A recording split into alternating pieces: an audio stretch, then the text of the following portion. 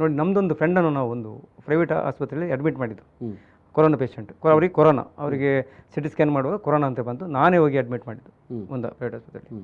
ರಾತ್ರಿ ನನ್ನ very close friend ಅವರು, ಪಾಪ ಒಂದು 60-62 ವರ್ಷ ಪ್ರಾಯದವರು. ಹಾಗೆ ಆಸ್ಪತ್ರೆಯಲ್ಲಿ ರೂಮ್ ಅವರು ದುಡ್ಡಿದೆ ಅವ್ರ ಹತ್ರ, ರೂಮೆಲ್ಲ ಮಾಡಿದರು.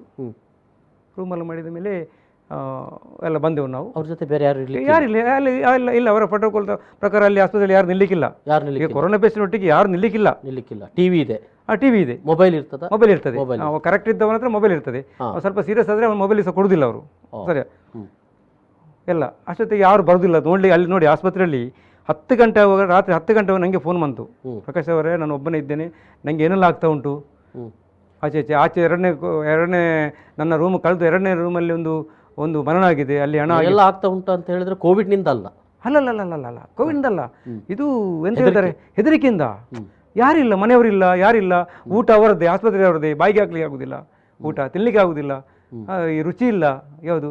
ಅಲ್ಲಿ ಹೋಟೆಲ್ನವ್ರಿಗೆ ಯಾರಿಗೆ ಕೊಟ್ಟಿದ್ದಾರೆ ಕಾಂಟ್ರಾಕ್ಟ್ರ್, ಇದು ಡಯಟ್ ಫುಡ್ ಅಂತೇಳಿ ಇದನ್ನೇ ಕೊಡುದು. ಸರಿಯಾ? ಇಂಥ ಪರಿಸ್ಥಿತಿ ನೋಡಿ. ಮತ್ತೆ ನಾನು ಮಾತಾಡಿ ಆಸ್ಪತ್ರೆ ಒಬ್ಬರ ಹತ್ರ, ಮುಖ್ಯಸ್ಥರ ಹತ್ರ ಮಾತಾಡಿ ರಿಕ್ವೆಸ್ಟ್ ಮಾಡಿ, ನೋಡಿ ನಾಳೆಯಿಂದ ಒಬ್ಬರನ್ನು ನಾವು ನಿಲ್ಲಿಸ್ತೇವೆ, ಬೇಕಾದ್ರೆ ನೀವು ಅವ್ರದ್ದು ಬಿಲ್ ಹಾಕಿ, ಪಿ ಪಿ ಕಟ್ಟಿ ಕೊಡಿ ಅವರಿಗೆ, ಅವ್ರದ್ದು ಬಿಲ್ ಹಾಕಿ ಏನಾದೊಂದು ಮಾಡಿ. ಅನುಮತಿ ಕೊಟ್ರ? ಭಾರಿ ಕಷ್ಟದಲ್ಲಿ ಒಂದು ನಾವೇನೋ ಪತ್ರಿಕೆ ಅವರು ಅಂತೇಳಿ ಕೊಟ್ರೇನ ಯಾರಿಗೂ ಗೊತ್ತಿಲ್ಲ.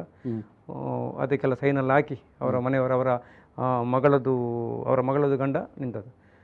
ಮದ್ದು ಸಹ ಹುಷಾರವರು, ಭಾರಿ ಪರ್ಫೆಕ್ಟ್, ಖುಷಿ ಆಯ್ತು ಅವರಿಗೆ. ಅಂದರೆ ಮನೆ ಒಂದು ವೇಳೆ ಹಾಗಿದ್ರೆ ಅವರು ಹೋಗದೇ ಇರ್ತಿದ್ರೆ.